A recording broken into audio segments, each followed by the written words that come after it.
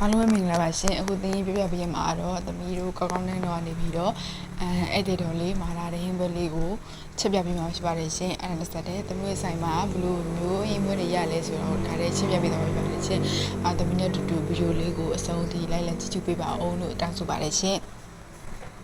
အခုကတော့အဲ့ဒီနေ့မာလာဟင်းပွဲလေးကတော့ချက်ပင်စင်းလေးဖြစ်ပါတယ်ရှင်အခုကတော့စားချက်နေပေါ့နော်ဆုံးဖြတ်ကြည့်ပေးပါအောင်ရှင်ဆိုင်မှာတော့เนาะအဓိကအဖြစ်ကတော့ဆိုင်ကကြတော့သူကတဲ့ဥစားစာတွေအကုန်ရတယ်တူစားဒီမျိုးရတယ်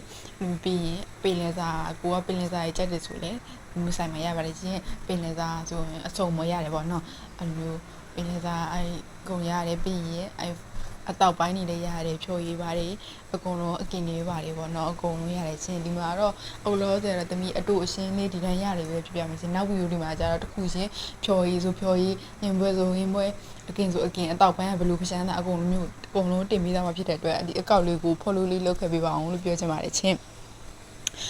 ဆိုင်ရင်ကိုလာရောက်အားပေးရှင်နဲ့လာရောက်ကြ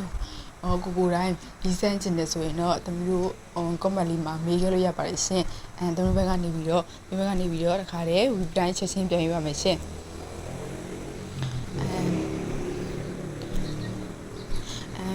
အဲ့လိုမျိုးကိုဝီးတဲ့အလိုမျိုး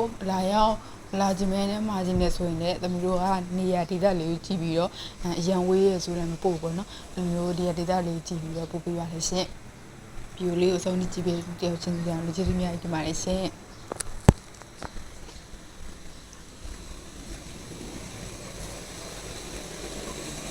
ဒီမျိုးဆိုင်မှာတော့အဲ့လိုမျိုးအစားတောက်ပိုင်းဆိုင်ရာကိုစိတ်ကြိုက်ကိုရွေးပြီးတော့မီနူးဆောင်လေးကိုကြည့်ပြီးစိတ်ကြိုက်စားခြင်းနဲ့သုံးဆောင်ခြင်းနဲ့ဆိုရင်တော့သမီးတို့ရဲ့ကောင်းတဲ့တော့စားဦးရင်ကိုအဲ့တဲ့တို့များကိုလာရောက်အပိကိုဖိတ်ခေါ်ပါလိုက်ရှင်အခုကတော့အဲ့တဲ့တို့နေမှာလာတဲ့ပြပင်စိန်လေးကတော့ရနေပါပြီရှင်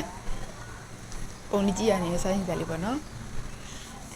ဆိုင်လေးစားလေးသိချင်တော့သမီးတို့ comment မှာမိခဲ့ရပါတယ်ရှင်အားလုံးကျေးဇူးတင်ပါတယ်ရှင်တတာ